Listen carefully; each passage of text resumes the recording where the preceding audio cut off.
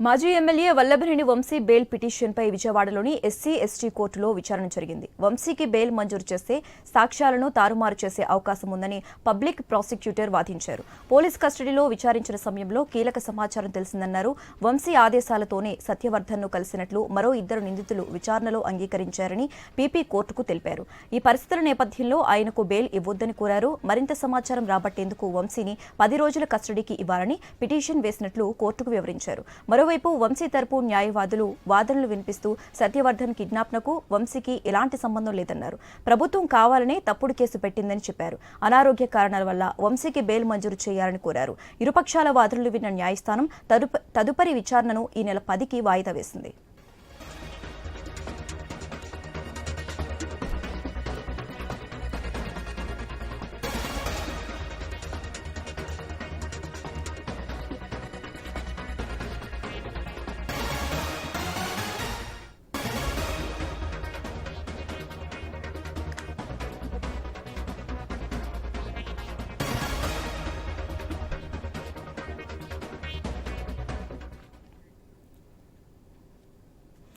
మాజీ MLA Vallabhaneni Vamsi bail పిటిషన్పై విజయవాడలోని ఎస్సీ ఎస్టీ కోర్టులో విచారణ జరిగింది.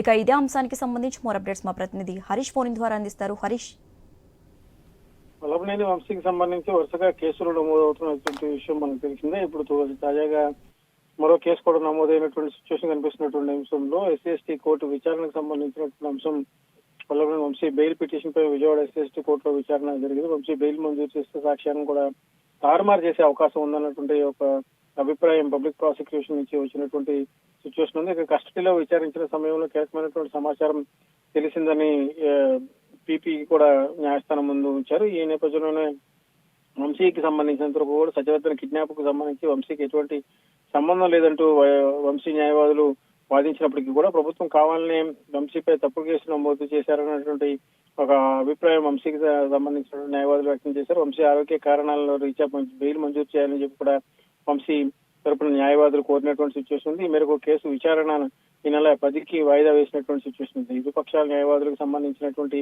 వాదనలు విన్నటువంటి న్యాయాధికారి వంశీ బెయిల్ మంజూరు చేయడం వల్ల సాక్షులను ఇబ్బంది పెట్టేటువంటి అవకాశం లేదన్నటువంటి ఒక న్యాయాధికారి చేసినటువంటి విజ్ఞప్తి. అదేవిధంగా వంశీ అనారోగ్య కారణాలకు సంబంధించినటువంటి అంశాన్ని కూడా పరిగణలోకి తీసుకున్నారు. ఇక సత్యవర్ధన్ విషయంలో మొదటి నుంచి కూడా వంశీ పాత్రకు సంబంధించినటువంటి అంశాలపైన వస్తున్నటువంటి విమర్శలు కేవలం రాజకీయ కుట్ర కోణంలో ఉన్నాయనేటువంటి ఒక అభిప్రాయం వ్యక్తం చేశారు. అందులో భాగంగానే ఈ కేసుకు సంబంధించినటువంటి వ్యవహారం పైన కూడా చర్చ జరిగినటువంటి సిచ్యువేషన్ కనిపించింది.